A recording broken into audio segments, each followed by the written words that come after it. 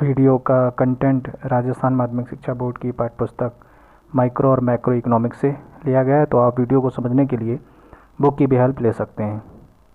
Class subject economics, chapter number 6 और topic name है पूर्ति वक्र में विवर्तन या पूर्ति वक्र में खिसकाव या पूर्ति वक्र में जो शिफ्टिंग होती है।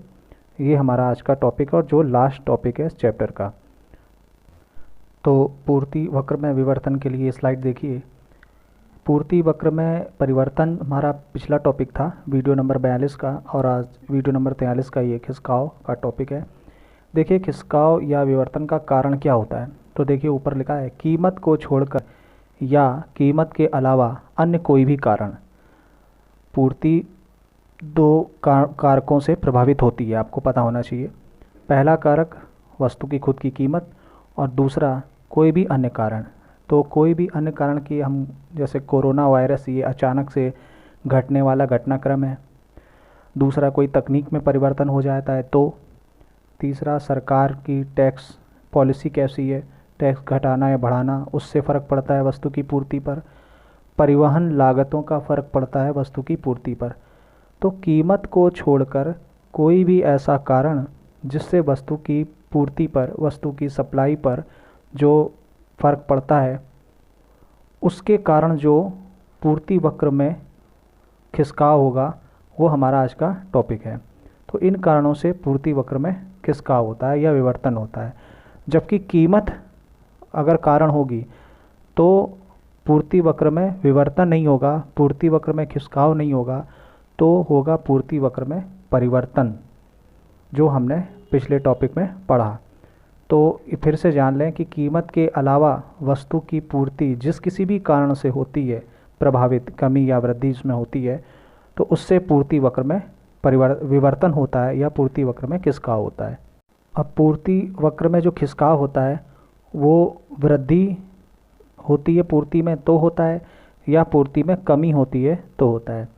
तो पूर्ति में वृद्धि और कमी होने के कारण पूर्ति वक्र में जो खिसकाव होता है, वो ग्राफ पर आपको समझने के लिए ये देखिए, थोड़ा सा हम देख लेते हैं स्लाइड पर कि वृद्धि होती है तो खिसकाव होगा लेफ़्ट से राइट या बाएं से दाएं या नीचे से ऊपर की ओर। यहाँ पे मैंने ऊपर नहीं लिखा है, मतलब नीचे की ओर, ऊपर से नीचे की ओर।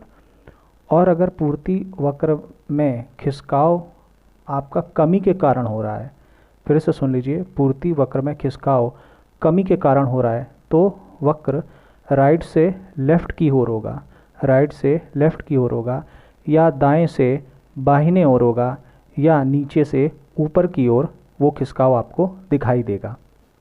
पूर्ति वक्र में जो विवर्तन है वो दो कारण से होता है, पूर्ति में वृद्धि या पूर्ति में कमी से। अब पूर्ति में वृद्धि से जो विवर्तन होता है, जो खिसकाव होता है, उसका जो डायरेक्शन है वो होगा लेफ़्ट से राइट की ओर, या बाएं से दाएं की ओर, या ऊपर से नीचे की ओर। ठीक है। और अगर पूर्ति वक्र में कमी होती है तो भी पूर्ति में अगर कमी होती है तो भी पूर्ति वक्र में खिसकाव होगा।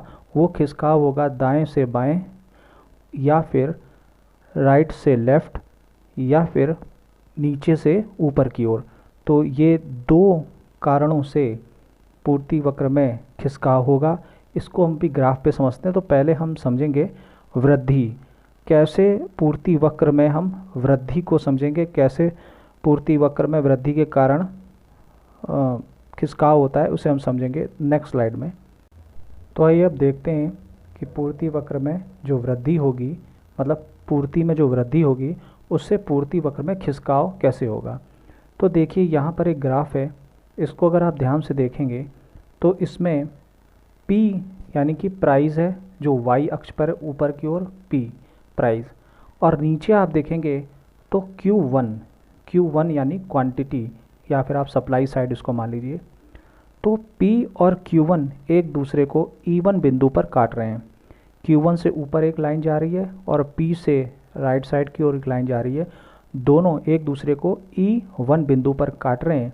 तो इस E1 बिंदु पर एक अगर हम सप्लाई कर्व बनाएं, पूर्ति वक्र बनाएं, तो वो हमारा S कर्व बन के आएगा, पहला कर्व दिखाई दे रहा होगा आपको। फिर हम क्या करते हैं कि पूर्ति में विवर्तन या खिसकाव को समझने के लिए हम पूर्ति को बढ़ाते हैं। मान लीजिए पूर्ति हमारी बढ़ती है और पूर्ति बढ़ के नीचे की ओर आप देखिए वाई साइड एक्स साइड में Q1 से बढ़कर पूर्ति Q2 हो रही है। नीचे वाली लाइन पे आप देखेंगे Q1 से बढ़कर राइट साइड में देखिए एरो बना है Q2 हो रही है, यानी कि बढ़ रही है। और प्राइस में कोई बदलाव नहीं हो रहा है। फिर से सुन लीजिए, प्राइस में कोई बदलाव नहीं हो रहा है। क्यों नहीं हो रहा है प्राइस में बदलाव? क्योंकि प्राइस फिक्स है। जब पूर्ति वक्र में विवर्तन का टॉपिक हम पढ़ रहे हैं, यानी खिसकाव का टॉपिक पढ़ रहे हैं, इसका मतलब पूर्ति की कीमत में कोई परिवर्तन नहीं होगा। ठीक है, तो पूर्ति तो की जो कीमत है वो तो हमारी फिक्स हो गई P, लेकिन जो Q1 है वो बढ़ के Q2 हो गया। तो हमने फिर देखा Q2 और फिर हमने Q2 से ऊपर की ओर एक डॉटेड लाइन खींची और लाइन खींच ली ऊपर। फिर हमने P से एक फिर लाइन खींची, डॉटेड बढ़ाई। देखिए डॉटेड लाइन बढ़ रही है और ये दोनों लाइनें एक दूसरे को E2 बिंदु पर काट रही है। पहले E1 पे काट रही थी, अब E2 बिंदु पे काट रही है। तो हमने E2 से एक और वक्र बनाया, ठीक है, S1। तो अब अगर आप देखेंगे E1 से E2 तक हमारा जो ये सप्लाई कर्व है ये खिसका, देख रहे हैं, ये खिसका आगे बढ़ा कि नहीं बढ़ा। तो इसी को हम कहते हैं पूर्ति वक्र में विवर्तन। और ये जो वृद्धि है जिस कारण से पूर्ति वक्र में खिसकाव हुआ है, वो खिसकाव कैसा हुआ है? वो खिसकाव हुआ है आपका दाहिने साइड या बाएं से दाहिने साइड या ऊपर से नीचे की ओर, ऊपर से नीचे की ओर। तो यहाँ पर ये हमने वृद्धि के कारण पूर्ति वक्र में खिसकाव को समझा। फिर से सुन लीजिए, पूर्ति में वृद्धि के कारण हमने पूर्ति वक्र में होने वाले खिसकाव को समझा। S से S1 की ओर ये खिसकाव होता है, S से S1 की ओर ये खिसकाव होता है जो आपको दिखाई दे रहा है। एक बात ध्यान रखने की है यहाँ पर, जो आपको पहले भी बताई जा चुकी है, कि खिसकाव जब होता है पूर्ति वक्र का तो कीमत में परिवर्तन नहीं होता, प्राइस में परिवर्तन नहीं होता। प्राइस फिक्स रहते हैं, प्राइस फिक्स रहते हैं, प्राइस फिक्स रहते हैं। परिवर्तन होता है तो सिर्फ क्वांटिटी में होता है।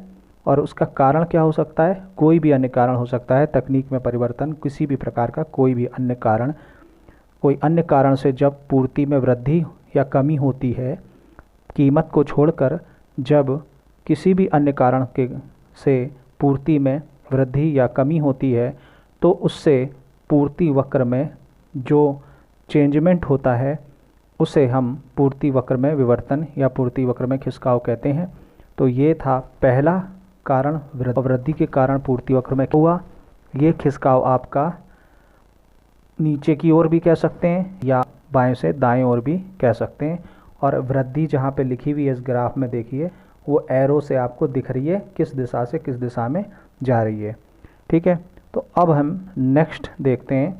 नेक्स्ट होगा हमारा अपोजिट, मतलब कि कमी, पूर्ति वक्र में कमी। तो अब किसी, मान लीजिए कोई भी अन्य कारण, मतलब कीमत को छोड़कर किसी अन्य कारण से अगर पूर्ति में कमी होती है, तो जो ग्राफ पर खिसकाव होगा वो कहलाएगा पूर्ति में कमी के कारण होने वाला खिसकाव। तो इसके लिए आप इस स्लाइड को ध्यान से देखें। तो ये आप स्लाइड को देखो, इसमें एक्स साइड है, एक्स साइड पर नीचे की ओर हमने क्वांटिटी रखी है और वाई साइड पे हमने रखा है प्राइस। जैसा कि आपको मालूम है, हम जो टॉपिक पढ़ रहे हैं पूर्ति वक्र में विवर्तन, इसमें प्राइस नहीं बदलता, यानी कीमत सेम रहती है। किसी अन्य कारण से पूर्ति में कमी या वृद्धि होती है। फिर से सुन लीजिए, कीमत को छोड़कर किसी अन्य कारण से पूर्ति में वृद्धि या कमी होती है। तो पहला तो ये बात दिमाग में बैठा लीजिए कि प्राइस फिक्स हैं, और दूसरा हम कमी का अध्ययन कर रहे हैं। किसका अध्ययन कर रहे हैं? कमी का अध्ययन। कमी का जो अध्ययन होगा वो हम कर रहे हैं, और वो किसी कारण से हो सकता है। तो हमने एक्स अक्ष पर क्वांटिटी ली है और वाई अक्ष पर प्राइस लिए हैं। अब हम देखते हैं P यानी प्राइस और Q1 यानी कि जो पहली पूर्ति है, वो दोनों एक दूसरे को E1 बिंदु पर काट रहे हैं। E1 बिंदु आपको दिख गया होगा। प्राइस और क्वांटिटी एक दूसरे को E1 बिंदु पर पहली स्थिति में काट रहे हैं। वहाँ से खींचा हुआ हमने एक सप्लाई कर्व बनाया है, उसको S का नाम दिया है, S फॉर सप्लाई। क्योंकि हम कमी पढ़ रहे हैं, कमी में क्या करते हैं, हम क्वांटिटी को कम करते हैं। तो देखिए हमने क्वांटिटी रिवर्स देखी, Q से Q2, यानी कि क्वांटिटी या हमारी मात्रा घट के Q1 से Q2 हो गई। तो फिर हम एक कटान बिंदु देखेंगे। तो हमने क्या किया, Q1 से ऊपर की ओर एक डॉटेड लाइन खींची, Q2 से हमने एक ऊपर डॉटेड लाइन खींची। ये डॉटेड लाइन आप देखेंगे ऊपर जा रही है और P को E2 बिंदु पर काट रही है, और P को E2 बिंदु पर काट रही है। आपको लग रहा होगा P क्यों नहीं बढ़ा? भाई P इसलिए नहीं बढ़ा क्योंकि हम विवर्तन पढ़ रहे हैं, खिसकाव पढ़ रहे हैं। पूर्ति वक्र में जब खिसकाव पढ़ रहे हैं तो प्राइस में चेंजमेंट नहीं होगा, कीमत में परिवर्तन नहीं होगा। इसलिए Q2 की जो डॉटेड लाइन है वो P को E2 बिंदु पर काट रही है। तो ये जो पॉइंट है आपका E2, अब E2 बिंदु पर आप देखें तो हमने फिर एक सप्लाई कर वहाँ से खींचा। वो सप्लाई वर्ग खींच करके S1 का नाम दिया, S1 का नाम, और उससे हमें कमी पता पड़ी। कहाँ दिखाएगी आपको कमी? आप बीच में देखें E1 से E2 के बीच, E1 से E2 के बीच कमी को देखें तो एक एरो बना हुआ है E1 से E2 के बीच, दो एरो बनाए हुए हैं E1 से E2 के बीच, यानी ये शिफ्टिंग हो रही है, ये खिसकाव हो रहा है। देखिए खिसक रहा है। आप कहाँ से कैसे खिसक रहा है? आपका ये खिसक रहा है दाएं से बाहिनी ओर खिसक रहा है। फिर से सुन लीजिए, ये आपका खिसक रहा है दाहिने से बाहिने ओर खिसक रहा है। और इसको आप ये भी कह सकते हैं कि ये नीचे से ऊपर की ओर जा रहा है, क्योंकि देखिए S से ये ऊपर की ओर उठकर S1 हो रहा है। तो ये खिसकाव आपको समझ में आ रहा होगा। Q1 से Q2 तक हमारी पूर्ति में कमी हुई, फिर हमने डॉटेड लाइन खींची, P को E2 बिंदु पर काटती है। वहाँ से एक S1 नाम का सप्लाई कर्व हमें नज़र आता है। वो सप्लाई कर्व आपकी कमी को बता रहा है, खिसकाव को बता रहा है दाएं से बाहिनी ओर। तो ये था पूर्ति वक्र में पूर्ति में कमी के कारण होने वाला खिसकाव। ये था पूर्ति वक्र में विवर्तन, पूर्ति में कमी के कारण होने वाला, पूर्ति वक्र में पूर्ति में कमी के कारण होने वाला खिसकाव। फिर से सुन लीजिए, पूर्ति वक्र में पूर्ति में कमी के कारण होने वाला खिसकाव। फिर से मैं रिपीट कर रहा हूँ इस बात को बार बार, पूर्ति वक्र में पूर्ति में कमी के कारण होने वाला खिसकाव, जो कि दाएं से बाएं ओर आपको दिखाई दे रहा है। तो ये हमारा दूसरा टॉपिक था। पहला टॉपिक था वृद्धि का। तो वृद्धि हमारा उल्टे जा रही थी, यानी कि बाएं से दाएं जा रही थी या ऊपर से नीचे की ओर आ रही थी। ये हमारा उल्टा खिसकाव हो गया, शिफ्टिंग हो गई दाएं से बाएं ओर या नीचे से ऊपर की ओर। तो ये दो टॉपिक आज का मेन टॉपिक था। तो आज हमारे चैप्टर के सारे टॉपिक पूरे हो चुके हैं और इसी के साथ आज ये चैप्टर भी कंप्लीट हो चुका है। आई होप आपको वीडियो समझ में आया होगा। कोई प्रॉब्लम हो तो व्हाट्सएप पे पूछ सकते हैं। Thanks for watching.